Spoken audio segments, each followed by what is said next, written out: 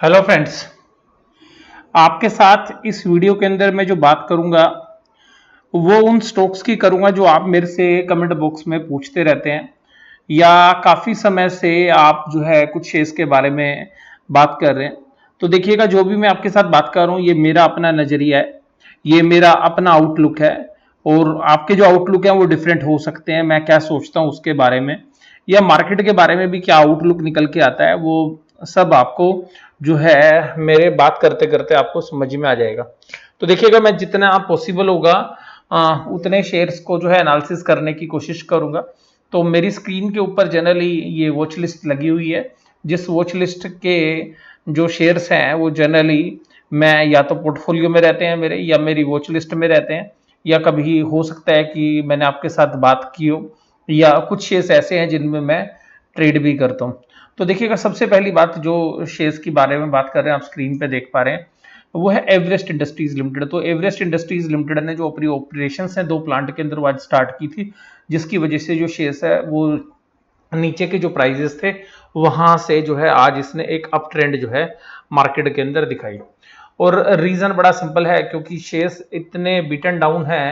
हालांकि ये जो कंपनियां हैं ये वास्तव में ऐसे प्रोडक्ट बनाती है जो कि जनरली रूरल थीम के अंदर यूज होते हैं, या आप ये कह सकते हैं कि कंस्ट्रक्शन के अलावा जो एडिशनल चीज़ें होती हैं, रेडीमेड घर हैं या उसी तरीके की जो सर्विसेज हैं जो उनके अंदर जो है ये काम करती हैं, जिसके अंदर सीमेंट की चादरें हैं, लोहे की चादरें हैं और इस तरीके के जो इंडस्ट्रियल जो प्रोडक्शंस हैं वहाँ पर जो आपको टेम्परेरी हाउस चाहिए, कच्चा घर चाहिए, या इवन आपको जो फैक्ट्री है, रेडीमेड फैक्ट्रीज अगर आपको तैयार करनी है, तो उस तरीके के सेगमेंट के अंदर ये जो कंपनी जो है डील करती है। वो अच्छी कंपनी है। विजय केडिया सर के पोर्टफोलियो में पहले कंपनी रहा करती थी, अब मुझे पता नहीं है। और जो है 52 वीक जो लो थे इसके 117 थे और हाई थे 474, तो अपने हाई से बहुत नीचे है। तो वास्तव में रिस्क एंड रिवार्ड जो है इन्वेस्टर के फेवर में होता है। तो अभी जब तक मार्केट सपोर्ट कर रही है और कोई पैनिक नहीं है, तो इस तरीके से जो है शेयर्स के अंदर नीचे से जो है अप ट्रेंड जो है देखने के लिए मिलता है। अब दूसरे शेयर्स के बारे में हम बात कर रहे हैं, वो शेयर है आईसीआईसीआई प्रूडेंशियल। तो देखिएगा, आईसीआईसी प्रूडेंशियल का जो शेयर है वो अगर आप देखेंगे तो फ्राइडे के सेशन के अंदर जो फ्रैंकली टेम्पटल का जो केस हुआ था कि जो उसने अपनी म्यूचुअल फंड स्कीम बंद कर दी थी, तो उसके बाद जो इंश्योरेंस कंपनीज और म्यूचुअल फंड्स के जो शेयर्स थे उनके अंदर जो है अच्छी गिरावट जो है देखने के लिए मिली थी। अगर आप इसके 3 महीने के चार्ट में देखेंगे तो 3 महीने के प्राइजेस में अगर आप बात करेंगे तो अभी भी जो है 28% के जो है डिस्काउंट पे ट्रेड कर रहे हैं। अगर आप इसके 5 दिन की बात करेंगे तो जो है 0.21, और आज तो जो इसने अच्छा ट्रेड जो है किया ही है। और अगर आप इसको 1 महीने के ट्रेड में भी देखेंगे तो भी 1 महीने के जो नीचे के प्राइस थे वहां से 18% का जो है जंप ये दिखा चुका है। ये सेक्टर जो है फाइनेंशियल जो ब्रोकरेज हाउसेज है उनको बड़ा पसंद है, और क्योंकि इंश्योरेंस एक अंडर पेनिट्रेटेड मार्केट है, आईसीआईसी ग्रुप की कंपनी है, तो बहुत सारे लोग जो है इस पर बैट करते हैं। जब ये नीचे के प्राइजेस की तरफ आता है तो 226 जो है इसका 52 वीक लो है, 537 जो है 52 वीक हाई है। तो जो है यहाँ पर आज मार्केट भी सपोर्ट कर रही थी, तो जो है इस तरीके की जो शेयर्स थे, इंश्योरेंस वाले शेयर्स जो है आज लाइमलाइट के अंदर थे।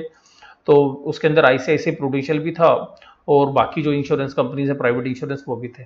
अगला शेयर है वो है निप्पॉन लाइफ असेट्स मैनेजमेंट। और निप्पॉन लाइफ असेट्स मैनेजमेंट का जो शेयर है, आप देखिएगा फ्राइडे के अंदर जो है गिरने वाले शेयर्स के अंदर ये लीड कर रहा था।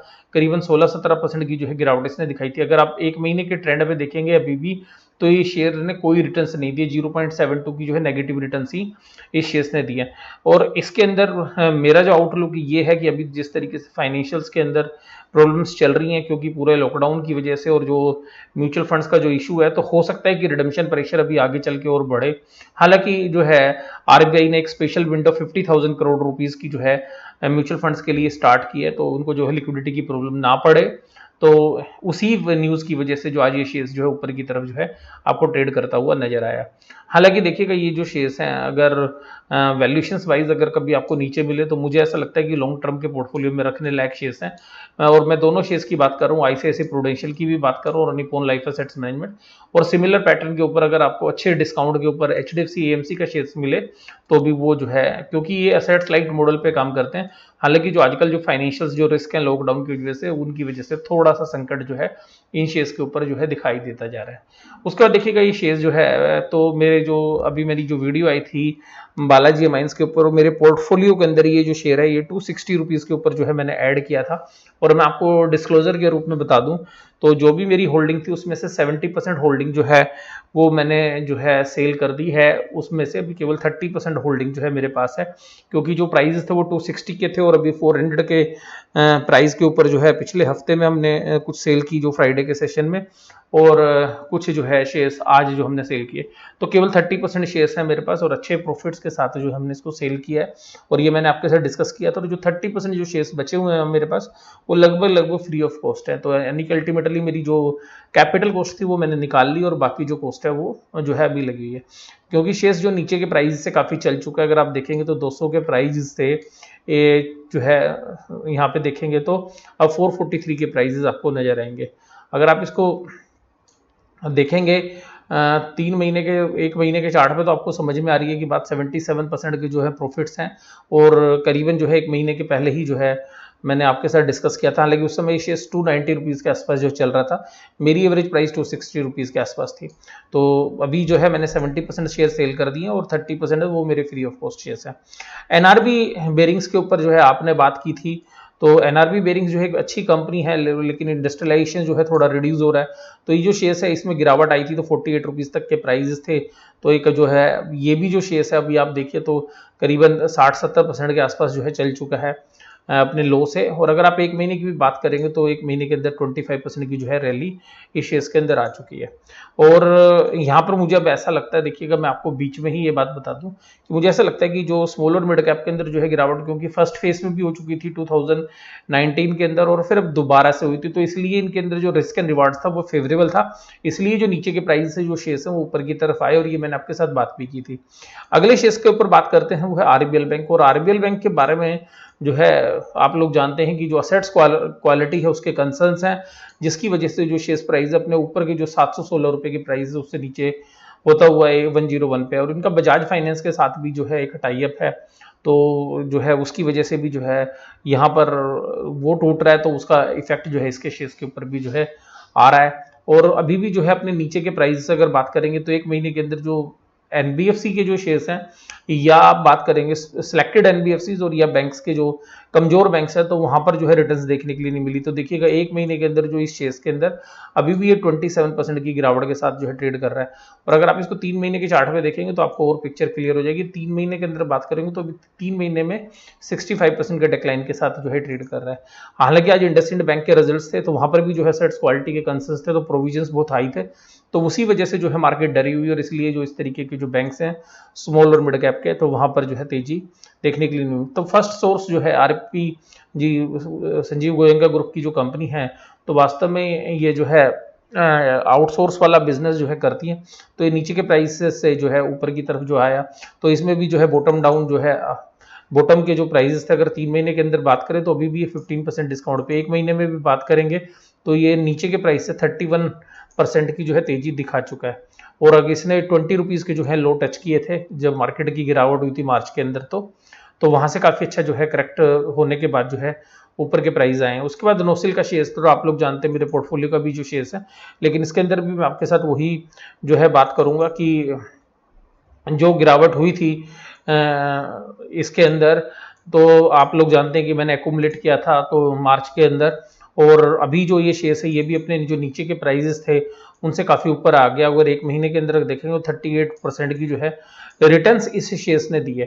तो देखिएगा अगर आप इसको यहीं पर देखेंगे तो ये जो शेयर है इसने 60 रुपये के आसपास के जो है प्राइस टच किए थे, और उन प्राइजेस से अगर आप देखेंगे तो यहाँ पर जो है 45 तक के टच किए थे। हालांकि मेरे पास जो शेयर्स थे वो 60 रुपीज़ की एवरेज प्राइस के थे, तो जो नीचे की तरफ जो हमने शेयर्स लिए थे वो हमने जो है एग्जिट कर गए। जो ऊपर के शेयर्स हैं जो अभी भी हमारे मेरे पोर्टफोलियो में पड़े हुए हैं, तो जो भी नीचे जो मार्च में बाइंग की थी उससे एग्जिट कर गए। टाटा कंज्यूमर जो है एक बेहतरीन कंपनी है, तो ये भी वॉच लिस्ट में लगा रखी है।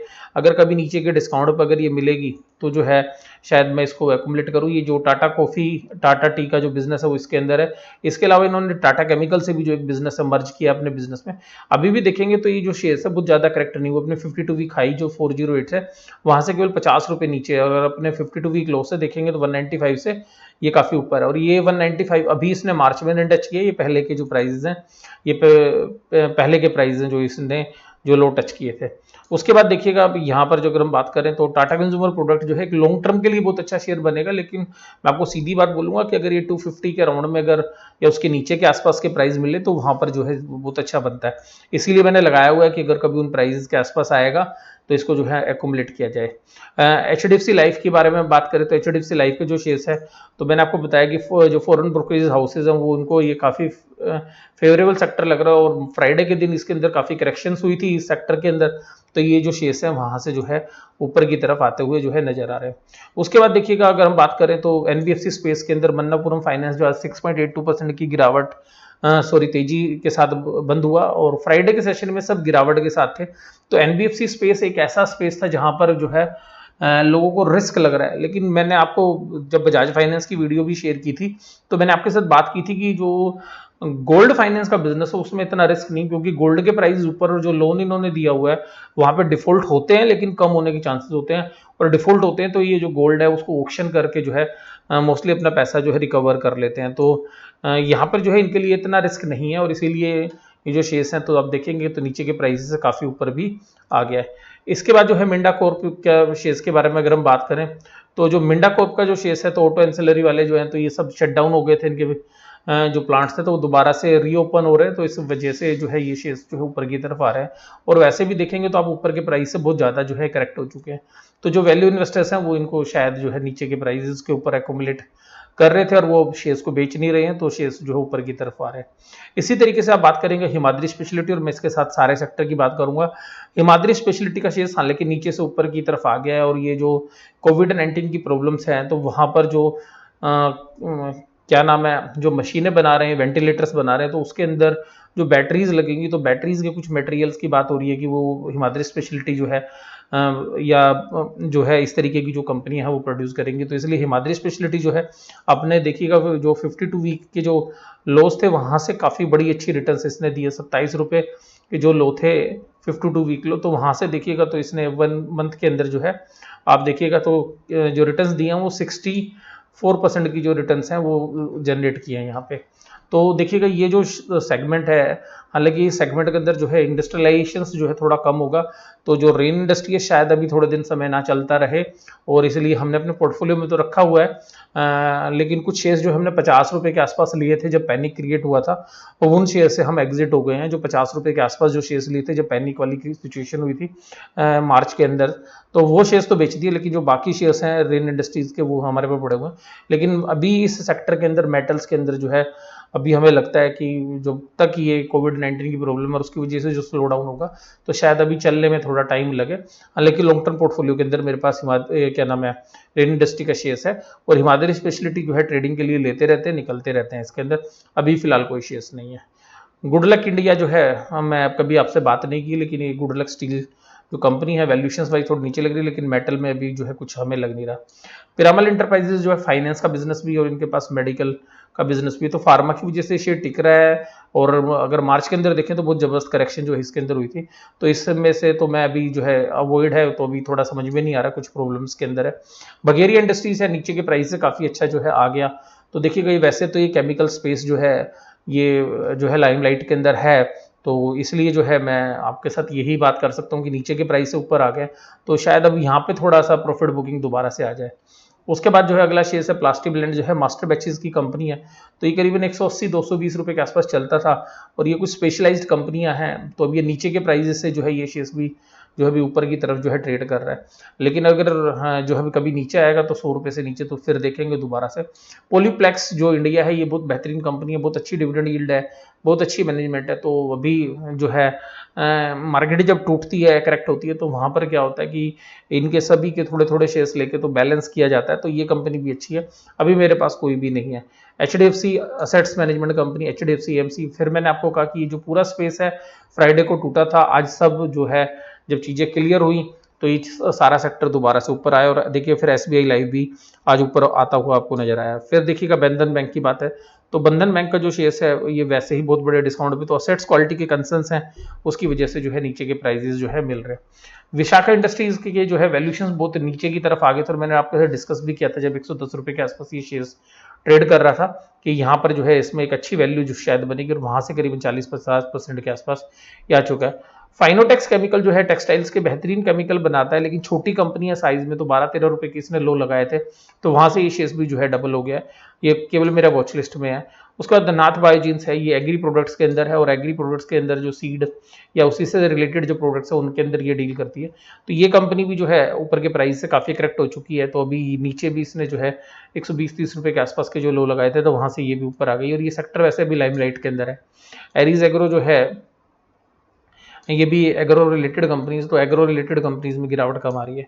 मेक मनी ऑर्गेनिक्स, तो देखिएगा जो मैंने 3 शेयर्स अभी आपको बताए थे लॉकडाउन पीरियड के अंदर, जो 10 शेयर्स की सीरीज आनी थी, वो सीरीज मैं इसलिए नहीं लेके आया हूँ क्योंकि जो शेयर्स के प्राइस है वो ऊपर की तरफ आ गए हैं। अगर मैं वो 7 शेयर्स बताता हूँ और आप वो ऊपर के प्राइजेस पर आप उनको एकुमुलेट करेंगे तो शायद वो बेनिफिट नहीं आएंगे, इसीलिए मैंने वो जो वीडियो के अंदर जो 7 शेयर्स थे वो भी मैंने रोक के रखे हुए हैं। क्योंकि वो सारे जो शेयर्स हैं जो मैं आपके साथ डिस्क्लोज करूं तो वो ऊपर की तरफ आ चुके हैं। और मेग मनी ऑर्गेनिक्स के अंदर भी देखिएगा हमने 35-36 के आसपास मार्च के अंदर एक्यूमुलेट किए थे, काफी अच्छे नंबर्स थे जो हमने एक्यूमुलेट किए थे, वो भी हमने 48 रुपीज और 50 रुपीज के आसपास जो है निकाल दिए। जो बाकी शेयर्स मेरे पुराने जो लॉन्ग टर्म वाले हैं वो अभी भी मेरे पोर्टफोलियो के अंदर है। तो देखिएगा मैंने आपके साथ बहुत सारे जो ऐसे शेयर्स थे जिनके बारे में आप सवाल पूछते रहते थे, तो बहुत सारे शेयर्स जो है वो टच करने की जो है कोशिश की है। और ये जो बाकी कुछ शेयर्स हैं उनके बारे में जो आगे चल के मैं कभी आपके साथ जो है बात करूंगा। तो आपके बहुत सारे क्वेश्चंस थे बहुत सारे डिफरेंट शेयर्स के बारे में, तो वो मैंने आज लेने की कोशिश की है। अब मेरा क्या व्यू है उनके ऊपर वो भी मैंने आपके साथ जो है बात की। मेरी वॉच लिस्ट के अंदर कौन कौन से शेयर्स हैं वो आप देख सकते हैं। मैं आपको दिखा सकता हूँ कि मैं किन शेयर्स को जो है जनरली वॉच करता हूँ। हो सकता है कि कुछ शेयर्स जो है क्वालिटी वाइज इतने अच्छे नहीं हो, लेकिन मेरी वॉच लिस्ट के अंदर है वो। कभी कभी उनके अंदर ट्रेडिंग की अपॉर्चुनिटीज हो सकती हैं कि वो फंडामेंटली इतनी साउंड कंपनियां नहीं हो। तो सिंपल सी बात देखिएगा, जिन कंपनीज के बारे में मैं जनरली एनालिसिस करता हूँ या जिन शेयर्स को मैं देखता हूँ, तो उसमें देखिएगा हैथवे केबल्स जो है, गोवा कार्बन जो है जनरली मैं अभी काम नहीं करता इसमें, ना कभी भी किया, लेकिन ये एक्चुअली जो दूसरे शेयर्स हैं उनके साथ रिलेशनशिप के लिए जो है देखना पड़ता है, ग्रेफाइट HEG या रेन की वजह से।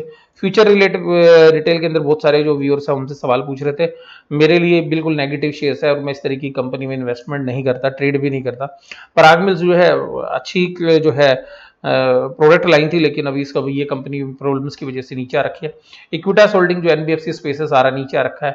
केयर रेटिंग के बारे में मैंने पीछे वीडियो आपके साथ शेयर की थी। ग्रीव्स कॉटन जो है ये 120 रुपए के आसपास शेयर रहता था, तो ये शेयर नीचे से करेक्ट होके जो है ऊपर से करेक्ट होके आया है। इसने काफी समय जो है अगर आप इसकी बात करेंगे तो ये 120 रुपए पे सपोर्ट लेता था और 150 रुपए के बीच में ट्रेड करता था। तो ये जो प्राइस है अभी जो ग्रीव्स कॉटन के अंदर है, ये करीबन 2011-12 में भी इन्हीं प्राइस के आसपास जो है ट्रेड करता था। तो इन शेयर्स के बारे में, शैल इंजीनियरिंग के बारे में बात की, ये जो है आशीष कचोले जी के पोर्टफोलियो का शेयर है।